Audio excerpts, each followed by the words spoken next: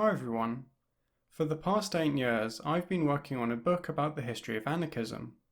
The book, which is based on my PhD thesis, will be released on the 25th of July and is being published by AK Press.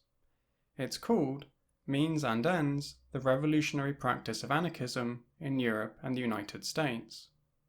The blurb is as follows. Means and Ends is a new overview of the revolutionary strategy of anarchism in Europe and the United States between 1868 and 1939. Zoe Baker clearly and accessibly explains the ideas that historical anarchists developed in order to change the world.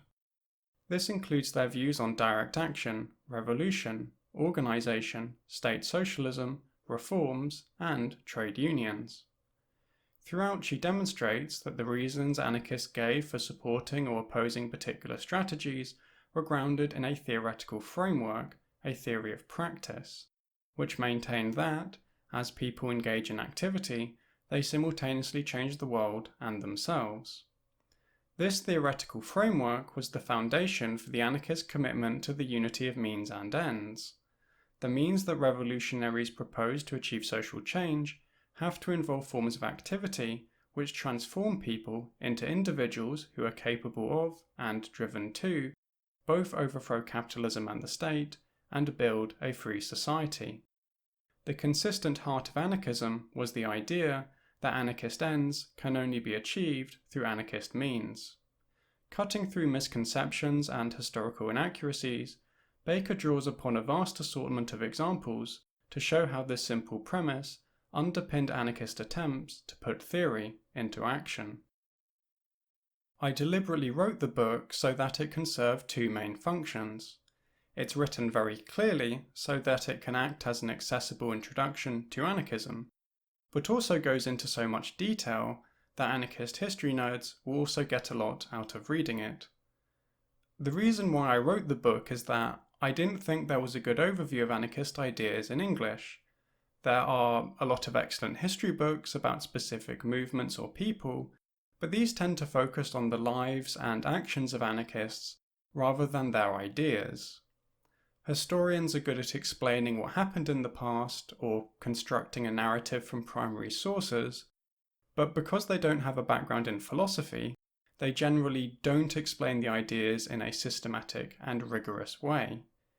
Even when they do accurately describe what anarchists thought, they don't explain the arguments that anarchists gave for these positions, and so a reader is often left with some idea of what anarchism is, but not an understanding of why anarchists think this way, and most importantly, why they should agree with anarchists. Given this, I thought I could help the anarchist movement by reading lots of dead people and then using my background in analytic philosophy to explain their ideas and arguments really clearly. This means that someone who wants to learn about the topic can read one book that brings everything together, rather than having to spend a huge amount of time reading loads of books. My hope was that this will enable people to quickly learn historical anarchist theory, so that they can then focus on taking the good ideas from historical anarchists, discarding the bad, and working out what they think social movements should do today. History is important, but anarchism shouldn't be a historical reenactment society.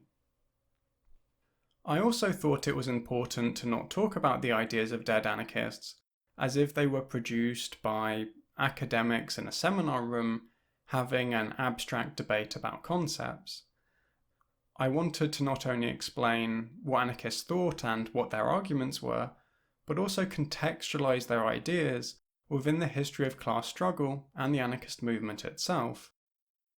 This is because, to understand why anarchists thought something, you need to not only understand their arguments, but also what those arguments were articulated in response to.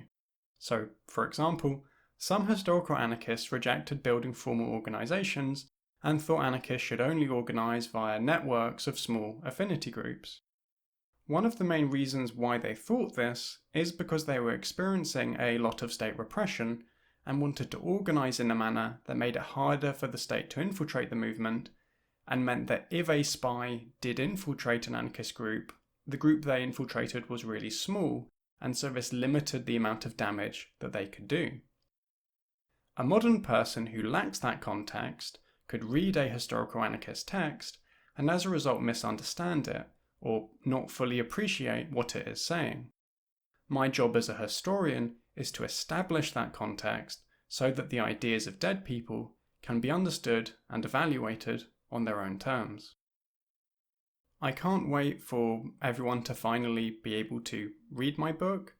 It's consumed my life for so long, and it's strange that it is finally coming out soon. Thanks so much to everyone who has supported me on Patreon over the years.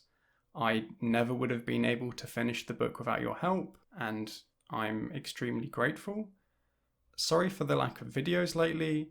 I've been totally focused on finishing the book and lack the time and energy to make videos. This book is, however, only the beginning, and I have lots more videos and books planned for the future. Have a nice day, everyone, and I hope you learn something new when my book comes out in July. Goodbye.